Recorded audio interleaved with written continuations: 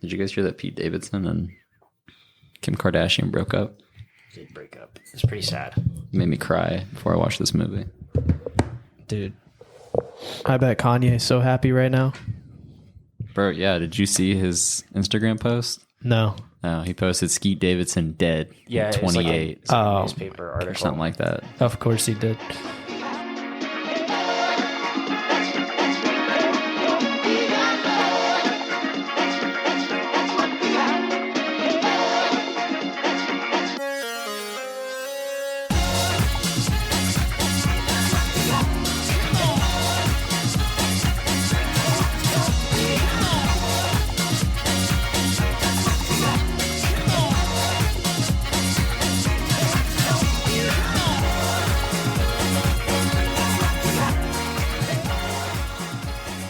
Hello, everybody. Welcome back to the PodRats podcast. I'm Brayden. Today, I'm joined by Christian and Alex. No Hunter today. What was that? I don't know. I'm trying to add some. Yeah, no Hunter today. Don't listen to Alex. No Hunter today. Just ignore him. You can check us out on YouTube, Spotify, Apple Music, Amazon Music, anywhere you listen to podcasts. You can follow us on our socials, Twitter at @the_PodRats and Instagram just at the PodRats. You can also check out our individual Letterboxd accounts if you care about that kind of thing, just for our individual opinions. They'll be in the description of wherever you're listening to this. But yeah, so without further ado, Alex, hit us with the latest and greatest movie news.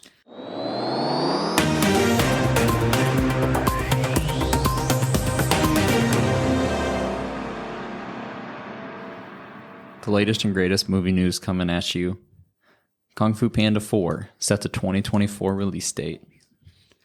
Now, I know we've all seen the first three Kung Fu Pandas, so we're all absolutely giddy about the fourth one. I have, actually. I also have. I wasn't kidding. I think I've only seen the first one, Okay, for being honest. all right. And it was when I was a child. Made me a fucking liar. Good job. You could have just lied for the pod. Is Jack Black still voicing that panda? Of course. Okay. I think they'd riot if he wasn't. Yeah.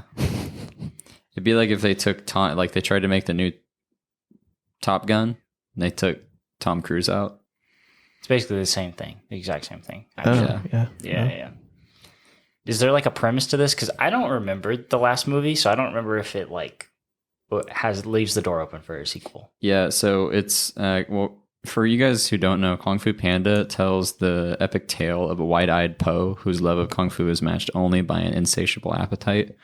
And it's kind of his story of like rags to riches, you know. He started as grew up in the streets, was molded by the streets, and then became an absolute Kung Fu menace. while also loving food. You got it. Yes. He worked on the street as a ramen salesman. Oh, yeah, I remember that. With his duck father. His origin story. Before killing a tiger and then becoming a Kung Fu master, so... When you put it like that, Poe is pretty ruthless. Yeah. Yeah. With only his pinky. Yeah, he did disintegrate a tiger with his pinky. Wow. That's cool. I mean, I can't tell you if I'll be interested to check it out in 2024, but maybe I will, just because I've seen the other three. We'll see if Regal still has their pass, you know. If they've still got their pass, we might as well. Yeah. Because you can see any movies, anywhere, as many times as you want. What is the girl's name now? Furphy. They advertise? I don't remember. Because there was... I see all. Yeah. Oh, God. The movies that come girl. out. Yeah, that one. And you can too for $21 a month. Regal, this is a sponsor plug. Please sponsor us. All right. Next on movie news, we got some sad movie news today. Olivia Newton-John passed away at 73. She's known for her role in Grease with John Travolta. And she also had quite a few songs. I've also been rewatching RuPaul's Drag Race with my girlfriend, and she was also a judge on that. Oh, it was nice. pretty sad. Wow. We were watching, and she was like, "Oh my gosh, she just passed away." Well, R.I.P. Olivia Newton-John. My mother was very sad when she heard this news. Yeah, She really liked Olivia Newton-John. yeah. It says here she also has a nonprofit, I think. I'm not sure if it's a nonprofit or just a foundation, but the Olivia Newton-John Foundation Fund dedicated to researching plant medicine and cancer.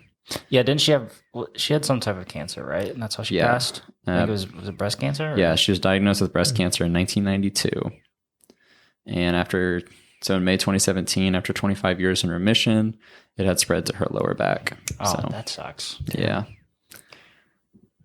Well, this is our parents' generation of what, like, I guess who's a judge, like Howie Mandel, right? Like, hit the age gap between us and Howie Mandel. It's probably the age gap between our parents and Olivia Newton-John. Yeah. So, I mean, I'd feel pretty old if Howie Mandel died at 73. I'd be like, fuck, man. Yeah. That'd make me feel pretty old. She did not look that old either. She looks very good for her age. She looked very youthful. Well, that sucks. Yeah. Sad news. Yeah. Let's move on to something more happy, Alex. All right. For some happier news, I'm gonna derail a bit from the slate. Okay. DC claims a reset after the recent shitstorm of mergers and cancellations that we had. Batgirl canceled. We talked about that last week.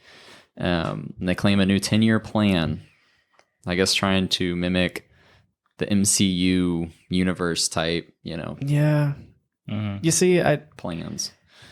Nobody's gonna be able to compete with Marvel or get the same level of appreciation from fans with DC movies. It's just not gonna happen. And especially if this 10-year plan doesn't involve a Batman 2. Like, everyone loved the Batman, but if they don't make the Batman 2 with Robert Pattinson, which there's no plans to right now, on this 10-year reboot or whatever they're doing, like, I don't think that's going to go well with fans, but they're definitely trying to start clean by cutting the Batgirl and all that. So I don't know. Yeah, I think too, we've had enough of superheroes recently. Like, The Boys does it a little bit differently. Invincible did a little differently. Like, we don't need another MCU style. And they've kept, like, the Batman is different. And I haven't seen Peacemaker, but apparently that's really successful. Yeah, apparently Peacemaker's pretty good. I mean, the last Suicide Squad was good. Yeah. So this new direction, I think, is doing a lot for them, but I don't know. It's like walking on ice at this point. They just have to be careful with, if they try to mimic the Marvel universe, it's not going to go over well because we're all tired of. I don't know. And I feel like you can't ever get consistency with DC because I feel like they do this quite often where they just completely reboot. You know what I mean? Like, there's so many different versions of Batman now, and there's even multiple versions of the Flash, right? Like, isn't the new Flash different than the old Flash? Well, yeah, that was because of the Ezra Miller bullshit. Well, there's the Flash from like the Justice League, which was Ezra Miller, right? Yeah. And then there's a different Flash that plays in the TV show. See what I mean? So, yeah. See what I mean? It's just so complicated. But they're released at the same time, which is what's so confusing. Like, those were like in production, like in parallel. Exactly. So it doesn't make sense to me. Well, maybe this 10-year slate will be good because it actually will keep consistency amongst their movies, maybe. Because right now there's not really any, in my opinion. I don't think so, honestly. With people trying to copy Marvel's formula, they've tried, so many different companies have tried, or different like franchises have tried, and it's never gone well. DC being one of them, where they're doing this, they're rebooting something that they already tried with Zack Snyder and the Snyderverse to be like the MCU, like with Zack Snyder's Justice League that they did. Yeah, they're not gonna. They just scrapped that. But that original movie, not the one that came out last year. Is that one Zack Snyder's version? The big 3-hour one. Yeah. Okay. But the one that came out before that, where Zack Snyder was supposed to direct it, and then it got over to Joss Whedon. Like, that was also supposed to be like their Avengers, and they were going to go off from there and create more stories just based off of that movie. But it doesn't go well. And then there's like other ones with like the Dark Universe, I think, where it was Tom Cruise and like it was Dr. Jekyll and Hyde, and Tom Cruise was like the werewolf man, I think, and then they had the Invisible Man and stuff. They were gonna make like an MCU style universe based off that, and those movies are not being made anymore. But yeah, I don't know. I like the spontaneity of not having a plan, because you don't get the Joker with Joaquin Phoenix, and you don't get Robert Pattinson's Batman if there's a plan to be like, okay, well, we're going to have this movie and then we're going to introduce this character 5 years down the line.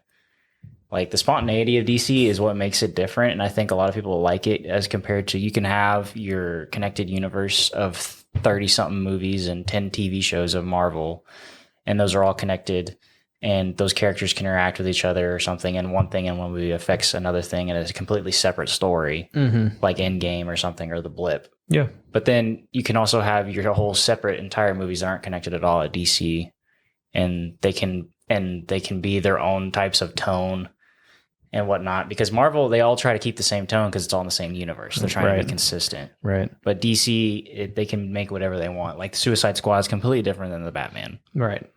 That being said, Marvel is doing more, like each movie is a little bit more different recently. Yeah. Or each TV show. They are trying to expand. But they all kind of have the same tendencies sometimes, but they are trying to branch out a little bit. But yeah, I don't know if I like a 10-year plan from DC.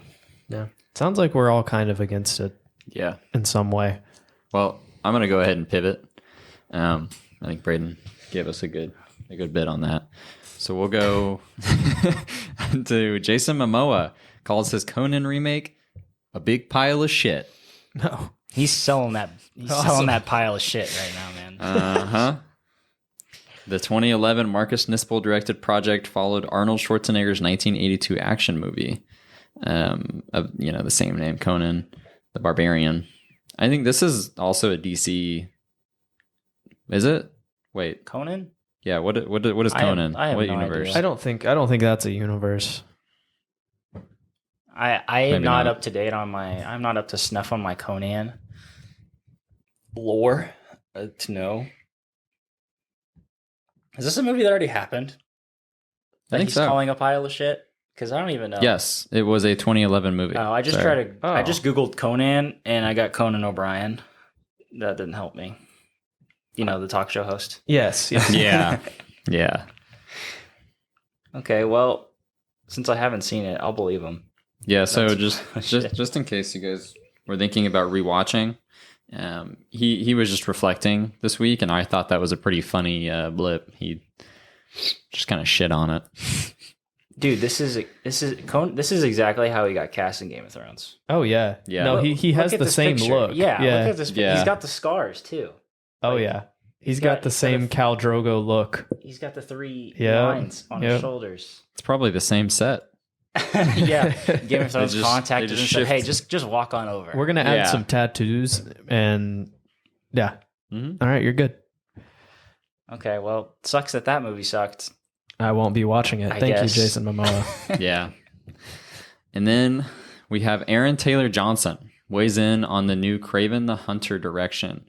So Kraven the Hunter is set in the SSU, or the Sony Spider-Man universe. Yeah, we were just talking about how universes suck. Yeah. Sony's one of them. Sony is one of Yes. those that tries to make the Marvel formula. But See, Sony kind of works because it's also in the MCU. But Yeah. anyways, Aaron Taylor Johnson basically talking about how this movie is supposed to be shot entirely on location. And so he's looking forward to it because it should be a little bit more immersive. You know, the actors are going to be on set the whole time. It's not going to be behind or in front of a green screen. Mm-hmm. So it should play a little bit more to their favor. Because I think Game of Thrones had a lot from that too. Like, you felt like you were in the moment because everything was just, like the actors were there, you were there. I think They're hanging out all the time. Yeah, like, and it's a much better performance from the actors. So I thought that was cool to see. yeah, for sure. I mean, Jon Snow married Ygritte, Yeah. Mm-hmm. So It's cool. And I didn't know anything about Kraven the Hunter, but this is looking to be a pretty cool role. It's he takes pride in hunting down animals with his bare hands. oh, Yeah, so he's like an animal tamer type. he's a bad guy. Yeah. like a villain, but it's a different direction for a villain. We'll see how that goes with the villain. This might also play into the new Beast movie. He's actually controlling the beast that's trying to kill Idris Elba. Yeah, I'm gonna hold out hope on a Kraven the Hunter movie after Morbius. I think I'm gonna. Sony doesn't have my trust at the moment. Oh, come on, man. With Come on, superhero dude. stuff. Speaking of Sony, they distributed the #1 movie at the box office this week, which was Bullet Train, grossing at $13.4 million this week for a total of $54.4 million while it's been out in theaters. Coming in at number 2 this weekend in the box office, we have DC League of Super Pets at $7 million this weekend, followed by Top Gun Maverick, which is still pulling down $7 million a week somehow. It passed Titanic. We talked about that last week. It did pass Titanic. It is at $673 million now. At number 4, we got Thor: Love and Thunder, bringing down another 5.3. And number 5, we have Nope with another 5.3 as well. It is so insane that Top Gun Maverick has been out for 12 weeks, and it is third at the box office this week. Yeah, you should include that percentage too. What percentage? Oh, like it made more money this week than it did last week. Oh, yes, It's up it did. 2% this week from last week. Yeah. It gained traction. It's the only one in the top 7 that had more money than it did last week. It's pretty crazy. Just consistently staying there. Yeah. Well, the movie we saw this week came in at number 8. Brayden, what movie was that? So this week we watched Bodies, Bodies, Bodies. We'll start with the synopsis here. When a group of 20-somethings gets stuck at a remote mansion during a hurricane, a party game gone very, very wrong ends with a dead body on the ground and fake friends at every turn as they try to find the killer among them. So for the reception of this so far, we have a Rotten Tomato critic score of 90% and an audience score of 77%. IMDb sits at a 6.5. And the box office, like Christian mentioned, it's $3.5 million since its limited release 2 weeks ago.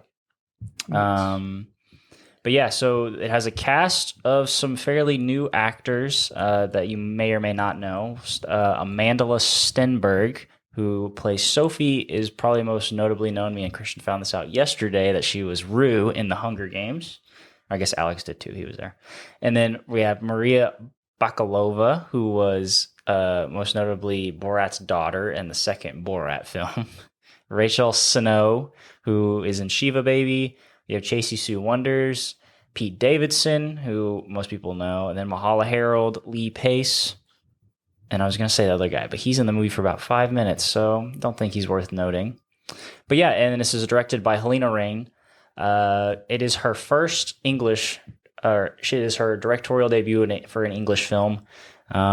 She's most notably a theater actress before this, although she does have quite a bit of director credits to her name, but not in English, so she's not really widely known. But yeah, so what did we think about this horror, thriller, comedy, satire, whodunit type film? I would like to start out by saying it was a pain in the ass to find out when and where we could see this movie. Yes, it was. This was a big problem this weekend with the box office, actually, because it would have probably been much higher than 8, but it was only released in 1,200 theaters. Other movies get like 3,000 to 4,000 theaters showing it, but it only got 1,200. So that might be more to do with it being like an A24 film, because A24, usually their movies don't have as many theaters showing them, just because they have to pay more to show in more theaters. That's true, but next weekend, I know at least like our local Midwest, I can't believe our local theater is getting it next weekend, but the theater we had to go to see it this weekend was showing it already. But so I don't know. I think it's going to get more theaters starting next weekend. I just don't know why it's like slowly gaining theaters instead of just being released. I just want to talk about that because like that staggered release that they're doing, I feel like it always plays to the detriment of the movie. But anyways, I'll get into my actual thoughts on the movie now. I liked it. I thought it was an interesting take on Among Us type like almost like Knives Out, Death on the Nile, you know, kind of like murder mystery movies. Mhm. I thought it was good. Yeah. I mean, the whole entire game, the game they play, Bodies, Bodies, Bodies, is literally just Among Us. Yes. Literally. Yes. So, I don't know. I mean, that even plays into this generation of 20-something-year-old people. Yeah. Because, you know, this game in this satirical world rooted from Among Us in our world, you know. So, and these are the guys who are playing it. These are the age group of kids who are playing Among Us. So, and this is exactly how that age group acts. I'd like to add. Yeah. Yeah, it makes fun of like our generation. Oh, quite a bit. absolutely. And they nail it though. Like they really do.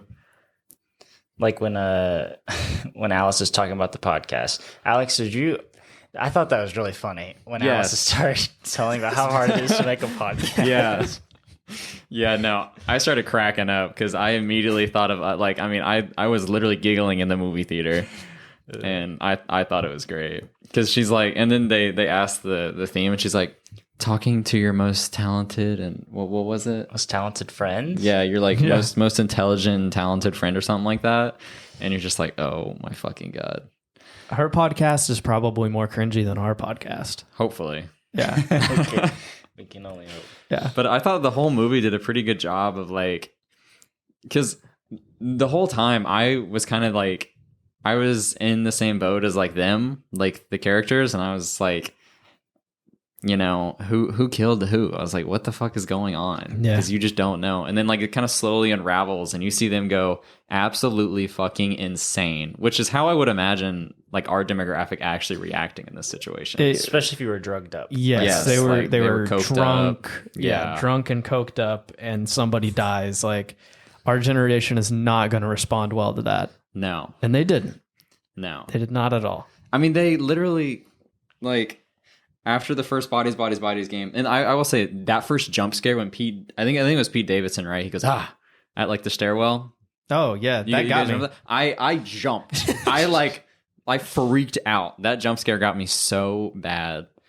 And this movie had some good like, I don't know, some jump scare type horror. I mean, it's not really horror, right? It's I mean, just it like, had some like horror thriller stuff yeah, in there. yeah.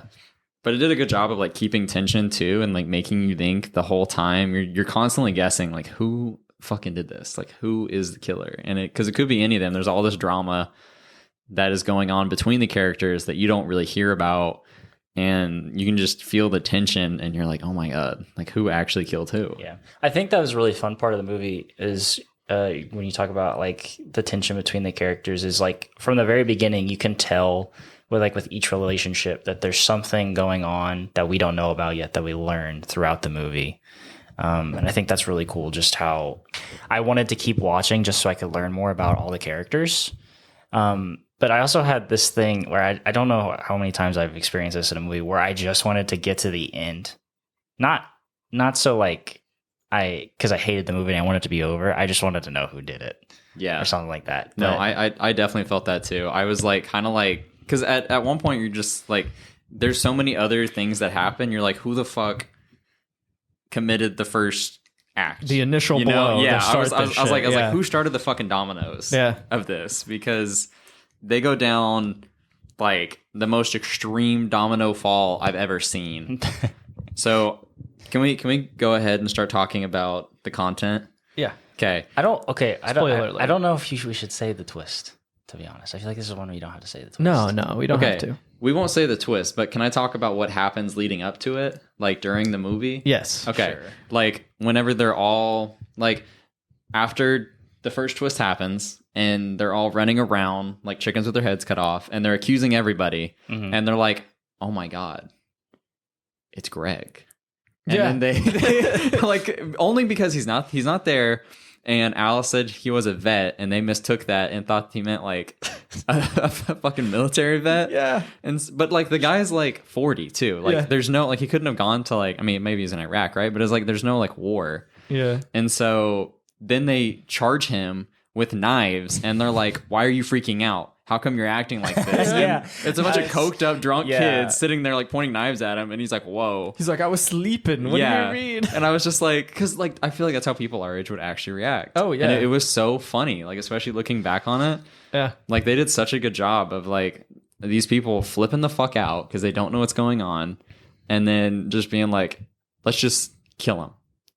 And then B, dude, I thought all the characters in this movie were done well too. Like B, like there's this like subtle, you like don't understand everything about every character. There's like a little bit extra that they don't give you. And like B, you're just like, why? Like she does this weird shit. Like she was a very out Greg. uncomfortable person. Yeah. Like the whole time you don't know what's going through her head. Like she doesn't act like a totally rational person. Like whenever after she killed Greg, she goes upstairs, cleans off, and then puts on makeup and then comes back down. And you're like, why? Like I get the t-shirt, but like why the makeup? Yeah, the makeup thing was kind of weird. Yeah. There's like all this weird like stuff that happens throughout the movie, and you like it constantly kept me on my toes. Oh yeah, definitely.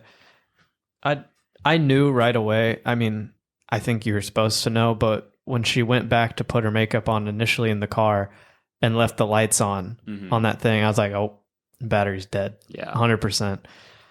So, and another thing I thought, like I knew that was going to be like come back later in the movie, but at the beginning when she looks over Sophie's shoulder when she's putting in the gate code, she like makes sure that she knew what the gate code was. And I thought that was going to come back, and it never did. But I was just like from the beginning, I was like, I know some shit's about to go down. So I was focusing on like every little detail that happened. And I still don't remember what part in this movie. I was trying to tell Brayden yesterday. There was just a moment in this movie that just seemed off. Like I can't remember exactly what it was, but there was a part where they referenced something that I think they were supposed, like it was a deleted scene maybe, and it really threw me off because I was like, the thing they referenced didn't happen in the movie, but if I felt like it should have. Yeah. And I think they may have cut that scene that they were referencing or something, but it took me out of it for a second. Yeah, I mean, they were talking about a lot of the drama with Max too. And Yeah. Max wasn't there until the very end. So, you know, there was also that. Like, Yeah, there's this other I character. had no clue what he's talking about. Yeah. I don't I'm know gonna if have you to do. rewatch it to It find might the be spot. it might be he wasn't paying attention, and then they started talking about something he wasn't paying attention to. Yeah, because I don't like I never felt like that personally. I was because like there's some stuff that like is outside of like this movie that they talk about. But There's a lot you're not supposed to know. Yeah, but I don't remember anything that made me feel like I was missing information. I cannot remember exactly what it was. It's been driving me crazy since I saw the movie. Like I'm tempted to go back next weekend and watch and rewatch it. Just walk in, get to Yeah. that point, and then leave. That way I can know what part I'm talking about. But no, it's only an hour and a half too, which I kind of liked because so many movies now are over 2 hours, and it's kind of nice to have a little hour and a half thriller. Yeah, just a nice like break from the normal movies too. Yeah, it was very different. Very good. Yeah, that's usually how like the runtime you see for slashers or something like that. Yeah. Because make them too long, you're like, yeah, it doesn't need to be this long. Yeah, And there's only so many people you can kill too. Mhm. So it was fun though. I mean, Yeah. I enjoyed myself watching it. I like the social commentary too when they're like, "You're rich. We're all rich. Yeah, but you're rich." And you're just like, "What the fuck is going They're just on?" out of touch. Yeah. Your parents Kids. are middle to upper class. Yeah, the hottest diss of 2022. I was just like, wow. It's like, no, they're not. They're poor. Yeah. No, you're just not as rich as us, bitch. This whole movie was. I mean, I thought they did a really good job of like making you kind of hate all the characters. Like, there's no character I was just like, yeah, I liked I get B. it. I mean, kinda B was felt for okay, B the but whole B was time. like a weirdo. She Like, was a little weird. yeah, but like watching them put the numbers in, and then she put the makeup on, and then she also killed Greg for like what fucking reason? Well, she was protecting Sophie. She wasn't even look. He wasn't even looking He at had a Sophie, knife though. in He his was on hand. drugs too. B was on drugs. So B was. yeah, she had weed Oh well, Weed. and she was drunk. She was drunk. None of these people I were guess yeah. ever sober. No. Ever. But still, like okay, and like again, like when you're watching it and you're not high or drunk, you're just like, what the fuck are they doing? Like Yeah, why? I mean, yeah. I think most people are like, yeah, there's a better way you could handle this situation. Yeah. Like and like when Greg gets up too, and then she puts the nail in the coffin and kills him. I mean, hits him again. I'm like, he's done. What you got to do? Well, what do you guys think of the ending? I know we're not going to talk about it, but I think this is definitely one of those, like, you get to the end and the ending like fulfilled my expectations. Like I thought that was great. I loved the what was his name? Max. Mm-hmm. Yeah. The guy who's in the movie for 0.5 seconds.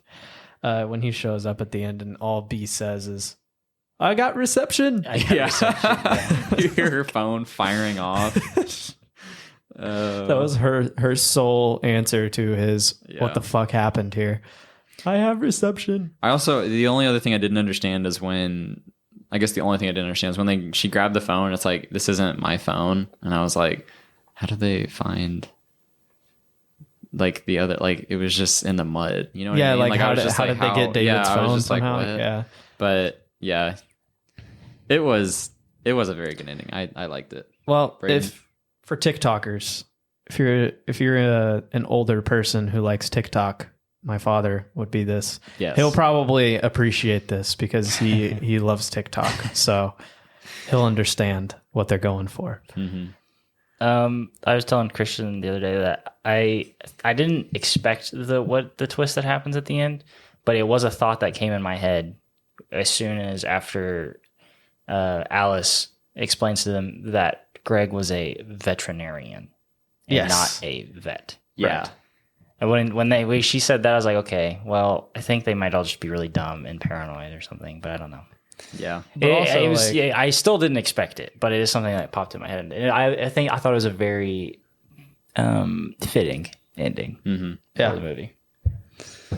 But yeah. Well, I mean, getting your throat slashed is pretty. That's pretty brutal for your friends to see. Yeah. If one of you guys' throats were slashed, I'd be freaking the fuck out too. So I'd be looking at Parker. Have that kettlebell ready to nail him. Who would have done it?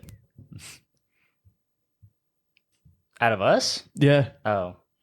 Hunter. I don't Because know. he's not here. Yeah. Just gonna throw him under the bus. That's how it happens in the movie. If the person that's not there. True. Hunter's accused because he was sleeping. All right. Do we want to get into our reviews? Ratings?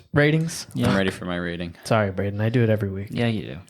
So I'm going to give this movie, kind of feeling right at like kind of the audience score here. I think I'm going to give it like a 70%. Hey, Alex, you always reading my mind, man. Last week with the 80s. No, I'm also going to give this a 70. It was fun, as all movies we see are. We love movies. That's why we do this. That's why we go see movies every week. And I liked it. It had some problems, but for the most part, it was pretty good, and it was a nice change. I did really enjoy this a lot more than I thought I was going to. I'm gonna go with 80%. I noticed that recently I've been giving this every movie like the same freaking score. No, I have too. Or I've been 75, 70, 70, 80 or something like that. And I'm like, I gotta get, maybe it's just not my fault, but maybe it is my fault that I'm giving all these movies the same score. I think it's also, these movies haven't been absolute garbage or, groundbreaking type like things. new cinema. So yeah, I guess so. But yeah, I really enjoyed the satirical take on our generation. I thought bringing in Pete Davidson so more people our age would go and watch it just because he's a prominent figure in our pop culture was a really cool idea. I'm curious to see how well this movie will age. Like if I watch it in 2 years and I'm like, yeah, this movie doesn't age well. I don't like it as much because it's very much set in our culture now. Right now. Currently. Like timepiece, yeah. Yes, for sure. So if someone ever watches this 30 years from now, they're going to be like, what the fuck are all these references for? Oh, yeah. No, this will be so confusing to even us probably in 30 years. So, but all right. So that gives us a cheese meter score of a 73.3. We'll just keep it at a 73% for Bodies. that is without hunters, so it's not completely accurate. But for this podcast, that's what we've got. What do you know? That's yet again another 3.5 star to go on our podcast letterbox. Of course. That's what we do here. We balance it out, and we normally hit the 3.5 mark. So it's hard to please us all. So next week, we will be reviewing the first episode, right? Yeah. We want to do episode by episode. I think it's worth it. I say we do the first episode, and then I think we're going to do 3 episode blocks, right? I don't know. I can't tell you. We don't know. Maybe we'll tell you next week. I think doing the first episode by itself is probably a good idea, though. Yeah. Yeah. Well, we're going to be doing the first episode of the House of the Dragon, the prequel spin-off from the Game of Thrones universe. Covers the House of Targaryen. We're excited about it. The trailer looks fucking phenomenal. The cast looks great. I think it's gonna be really good, and it'll be our first entry into TV shows for the podcast. So we're still kind of figuring out how we want to format that, but we're gonna do it. It'll be fun. I'm looking forward to it. Yeah. Eight 3.5 stars on our podcast letterbox. Oh, Can't wait to add more. The second highest is 5 4.5s, and then 4 2 stars. yeah. Well, we did see a lot of shitty movies there at the beginning of the podcast. So Yeah. I think we just choose to not go see the bad movies anymore. Not to review the bad ones. Not to review the bad ones. Yeah.